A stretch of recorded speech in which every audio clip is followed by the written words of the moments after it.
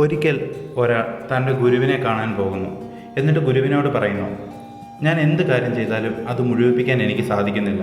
എൻ്റെ മനസ്സിനെ നിയന്ത്രിക്കാൻ എനിക്ക് സാധിക്കുന്നില്ല. ഇത് കേട്ടതും ഗുരുവിൻ്റെ മുഖത്തൊരു ചെറു പുഞ്ചിരിയോടുകൂടി ഗുരു പറയുകയാണ്, നീ പോയിട്ട് നാളെ രാവിലെ വീണ്ടും വരൂ. അപ്പോൾ ഞാൻ ഇതിൻ്റെ പ്രതിവിധി നിനക്ക് പറഞ്ഞു തരാം. അയാൾ ഇത് കേൾക്കുന്നതും അയാൾ പോകുന്നു. പോയിട്ട് പിറ്റേന്ന് രാവിലെ അയാൾ വരികയാണ് ഗുരുവിനെ കാണാൻ വേണ്ടിയിട്ട്. എന്നാൽ അയാൾ വന്നപ്പോൾ ഗുരു അവിടെ ധ്യാനത്തിലിരിക്കുന്നതാണ് അയാൾ കണ്ടത്.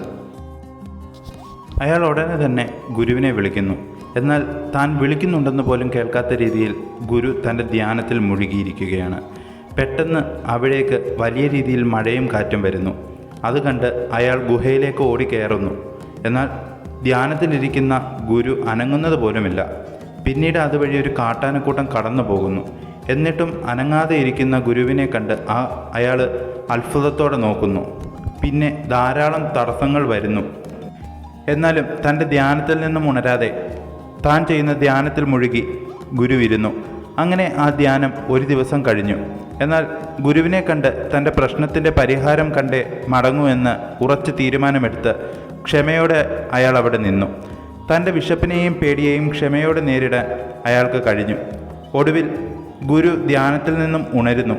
എന്നിട്ട് ഒരു പുഞ്ചിരിയോടുകൂടി അവനോട് പറയുന്നു, കഴിഞ്ഞ ഒരു ദിവസം മുഴുവനും ഞാൻ ധ്യാനത്തിൽ നിന്നും ഉണരുന്നതും കാത്ത് നീ പേടിയെയും വിശപ്പിനെയും മറന്ന് ഇവിടെ നിന്നു. അങ്ങനെ നീ ക്ഷമ എന്നാൽ എന്ത് എന്ന് മനസ്സിലാക്കി.